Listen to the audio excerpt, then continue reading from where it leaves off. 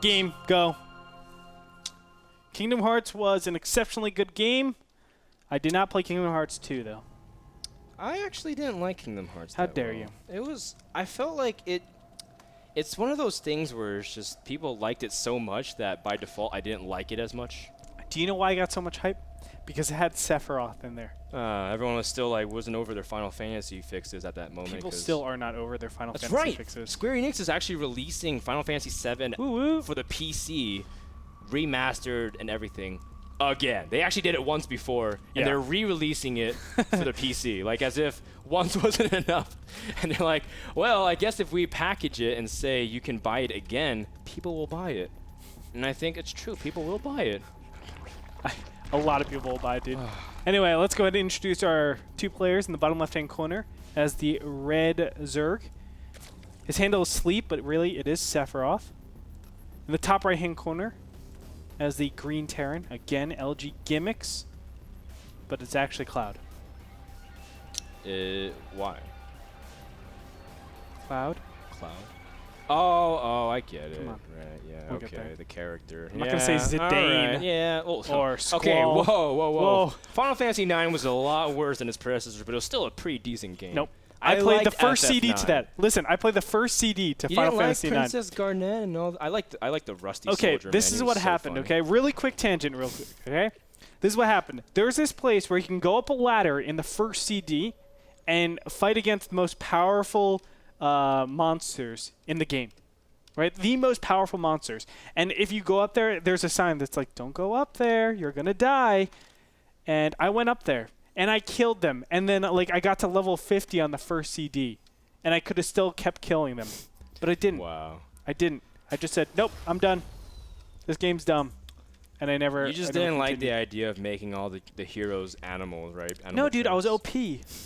And do you know who was OP in the beginning? Quina. Quina was absolutely OP because there was this one move, How I Kill the Monsters, where if you have 1 hit point, and what you have to do is keep killing Quina and then reviving her. She'll get 1 hit point sometimes, and then she deals the max damage, 9,999. So Quina was a Marine. Yes, absolutely. Oh man, I understand exactly what you're saying. I really like the story though, still of FF9, but you know what? The story between these 2 players is almost just as good. Andre Yes. Gimix, a guy that people don't really know too much about unless you're kind of like really hardcore in the North American scene and been following a lot of the amateur teams. Gimix is a guy that's been beating Koreans in this qualifier. He beat Son from Team Light Esports, and now he's still on the brink of taking out Sleep, formerly on Check 6 and Slayers, who even participated on the GSL level. And even taking a game is something to be proud of. But Sleep, last game, after he kind of stabilized from that early loss and deficit, showed why he is so dominating in the mid-late game when he controls really well. That flank was so smexy on a lot of levels. And I have to say, Sleep has put himself into a position where he thinks he's scouting this natural, but he hasn't. So he thinks, I think if I have to be critical on Sleep, his early game is his weakest. He doesn't understand. No, take that back. He does understand, but he just isn't thorough with actually checking for things. And I think that's the #1 thing that's killing him. I always think a second Overlord should actually go over here. I mean, your first 2 Overlords, one goes over here. The second one, you try to get it in the back over here to check how many gases are up. That gives you a lot of indicators, whether it's a 1-base all-in or not. On Cloud Kingdom, he still hasn't verified if a command center is down here. And look at this. He's going to get this denied as well. But Andre, What? Sleep is mixing it up considerably. He's going for a roach pressure now. He's not going for the 52 roach pressure, and that's a build that I know a lot of EG guys actually do. Idra, Suppy likes to do it as well. And the idea is to just, initially drone behind it. You're just going to really punish Terran for skipping and teching really hard and getting things like Hellions and forcing the engagement around the natural and denying it. And Sleep, this is a very good decision by him, granted that he's seen Gimix do the same build twice in a row. And look at his Zergling still poking at the natural front, realizing his opponent really has nothing. Yes, and this Overlord has been the MVP. Look at all these Marines that are just out and about. On top of that, what is this barracks doing? Not making Marauders. Not making Marauders. So he's absolutely the barracks been floating, so he's not even making yours. These 2 Marines are trying to get the Overlord. Marines, no! The sickest Will retard, he man. doesn't even get the Overlord. Oh. Whoa. Oh, my my heart. The bunker is not going to finish Andre, and Gimix has to give up the low ground. Is he going to even protect his top of his ramp? He hasn't made a bunker. No, he locked that one Marine out as well. That is half the Marines he has. Gosh. And you lost your Queena. No, it's okay. This one Marine's got this with 4 Hellions. All right, 9,999 now he's damage. supply blocked as well. He's not even pulling his SCVs. One tank is out. That could add a huge DPS boost. In fact, that is actually really good. Tanks have surprising amount of DPS when they're unsieged, but the damage has been more than worth it in this case. Or the investment has been more than worth it for Sleep. Oh yeah, this is delicious for Sleep. Let's look at the income tab. 40 to 31, delicious. And now he's getting a ton of Zerglings. This is probably defensive Zerglings if I had to say so myself. 26 on the way, and he's trying to protect this one hatcher. I think Roaches would have been a better alternative, but of course Zerglings are still able to keep up, especially on a map like Cloud Kingdom, where there are 2 main access points, one into your natural over here, and of course the third base has 2 of its own. So you have to be very, very mobile. Zergling's obviously going to help that out quite substantially. Oh, look at this. Sleep going to go ahead and double back and try to flank the Hellions instead of leading on the mass pack. He's also going to try to see if he can poke at the natural and get a surround. If he can kill things like the tank, it'd be really good, and he does. The Hellions abandon the tank, saying, see you later, bro. Wow. At this point, it's every man for himself in the Terran army. You can see the Zerglings going for another flank. Oh, Sleep doing a good job, but the SCV is also engaging, will hold it off. And again, more mine time loss. Sleep didn't manage to kill that many SCVs. And you know what, actually, I figured that Gimix would be able to wall off and take a stronger position, but his tanks didn't even have siege mode up. In fact, Gimix is transitioned directly back into mass bio. Oh, wow. This is just going to be some really sick Hellion Marine all-in. Like, that's the only thing that he's going to.